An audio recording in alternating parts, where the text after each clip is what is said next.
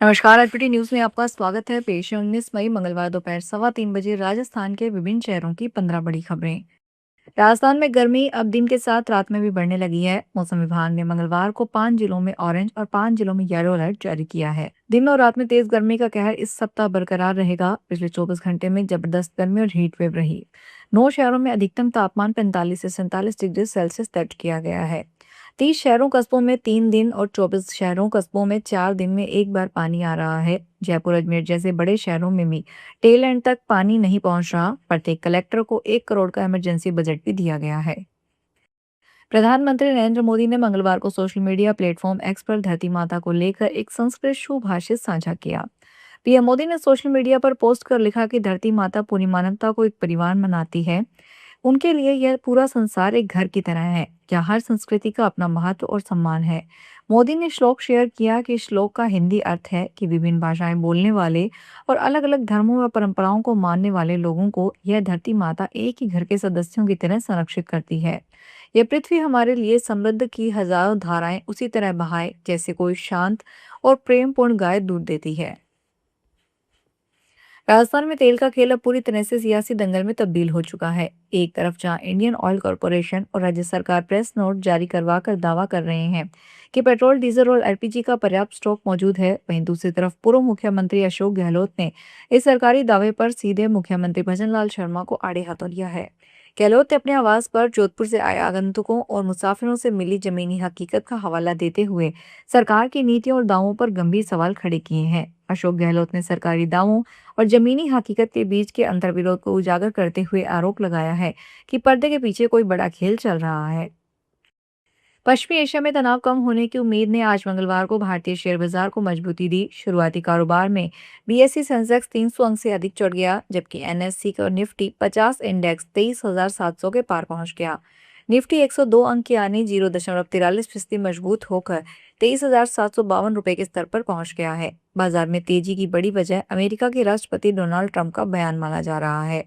Trump ने कहा कि पश्चिमी एशिया के नेताओं से अनुरोध पर ईरान के खिलाफ सैन्य कार्रवाई फिलहाल रोक दी गई है। राजस्थान के अजमेर जिले में बिजली विभाग की लापरवाही ने एक उपभोक्ता के होश उड़ा दिए।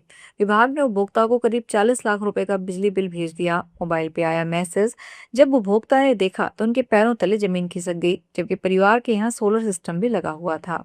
2 से 3 दिन तक जांच की गई तो पता चला कि नए सॉफ्टवेयर में किसी गड़बड़ी के चलते बिल इतना ज्यादा आ गया। विभाग ने अपनी गलती मानी और उसके बाद बिल को कैंसिल किया गया। परिवार ने अब राहत की सांस ली है। जयपुर में आज मंगलवार सुबह एक ही पॉइंट पर तोड़फोड़ करने का मामला सामने आया है। लाठी डंडों से लैस होकर आए नकाबपोश बदमाशों ने तोड़फोड़ की। शॉप के अंदर बैठे ओनर को भी लाठी डंडे से जमकर पीटा गया। प्रतापनगर थाने में पीड़ित ने सीसीटीवी फुटेज के आधार पर हमलावरों के खिलाफ मामला दर्ज करवाया है। पुलिस ने बताया प्रतापनगर में भैरव सर्कल पर यादववंशी टी पॉइंट के नाम से वासुदेव की शॉप है। सुबह करीब 4:45 बजे वासुदेव शॉप पर मौजूद कस्टमर के लिए चाय बना रहा था। इसी दौरान 5-6 हमलावर लाठी डंडों से लैस होकर आए। जालोर के एएनटीएफ टीम ने सिरोही जिले के रेवदर आबू रोड मार्ग पर एक ट्रक से 10 किलो 900 ग्राम अफीम का दूध बरामद किया। यह खेप सांचौर पहुंचनी थी। बरामद अफीम की अनुमानित कीमत 55 लाख रुपए आंकी गई। कार्रवाई के दौरान टीम ने ट्रक को घेराबंदी कर रोका और तलाशी में अफीम बरामद की। तस्कर ने पुलिस को 4 बार रूट बदलकर चकमा देकर भागने का प्रयास किया, लेकिन पुलिस ने लगातार 8 घंटे पीछा कर आखिरकार उसे दबोच लिया। गिरफ्तार तस्कर चित्तौड़गढ़ के नांदोली निवासी पूरन गारी 8वीं पास है। आरोपी लंबे समय से मेवाड़ से मारवाड़ तक अफीम की बड़ी खेप सप्लाई कर रहा था। रणथंभौर टाइगर रिजर्व में हाल ही में टेरिटोरियल फाइट देखने को मिली, जिसके बाद से यहां 2 बाघिनें लापता है।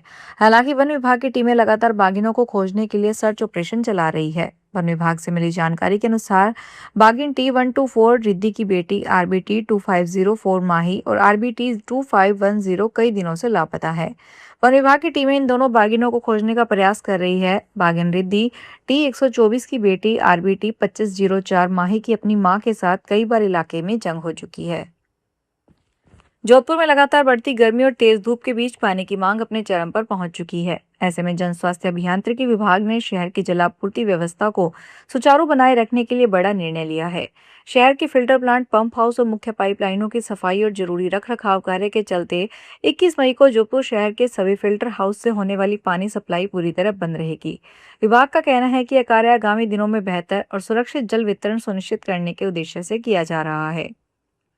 राजस्थान में भीषण गर्मी और लगातार बढ़ते तापमान को देखते हुए राज्य सरकार ने 17 मई से स्कूलों में ग्रीष्मकालीन अवकाश घोषित कर दिया है। इससे स्कूली बच्चों और अभिभावकों को राहत मिली है, लेकिन दूसरी ओर आंगनबाड़ी केंद्रों पर आने वाले मासूम बच्चों के लिए अब तक कोई राहत नहीं दी गई है। आंगनबाड़ी केंद्रों पर 6 वर्ष तक के बच्चे नियमित रूप से पहुंच रहे हैं। इन बच्चों की उपस्थिति भी दर्ज की जाती है, जिसके चलते तेज गर्मी और लू के बावजूद उन्हें केंद्रों तक आना पड़ता है। कई अभिभावकों का कहना है कि छोटे बच्चों को इस भीषण गर्मी में घर से बाहर निकालना उनके स्वास्थ्य के लिए खतरनाक साबित हो सकता है। अब बियर बार में युवतियों के हाथों शराब परोसना बार संचालकों को महंगा पड़ सकता है। युवतियां शराब परोसते मिली तो अब जुर्माने से काम नहीं चलेगा, सीधे लाइसेंस रद्द होगा। अलवर के बार संचालकों का प्रतिनिधिमंडल को आबकारी आयुक्त नमित मेहता से जयपुर मिला और बार संचालन में आ रही समस्याओं को लेकर आयुक्त को अवगत करवाया। अलवर में 30 से अधिक बियर बार हैं, जिनमें से करीब 10 बार में महिलाओं को रखा जाता है, लेकिन अब नहीं रख सकेंगे। आयुक्त ने मौके पर ही अलवर आबकारी अधिकारी अर्चना जैमिन को निर्देश देते हुए कहा कि किसी भी सूरत में बार में महिलाओं को नहीं लगाया जाए। सेल्फी विद डॉटर फाउंडेशन के संस्थापक और हरियाणा के बीबीपुर गांव के पूर्व सरपंच सुनील जगलान ने 11 वर्षों के गालीबंद अभियान के तहत पूरे भारत में 70,000 से ज्यादा लोगों का सर्वे करवाया है। इस सर्वे में हजारों वॉलंटियर्स ने शहरी और ग्रामीण क्षेत्रों में लोगों की राय ली। सर्वे के अनुसार राष्ट्रीय औसत 55% है, यानी हर 2 में से एक भारतीय माँ बहन के नाम पर गालियां देता है। दिल्ली इस मामले में सबसे आगे है, जबकि पूर्वोत्तर राज्यों जम्मू कश्मीर और लद्दाख में यह प्रतिशत सबसे कम है।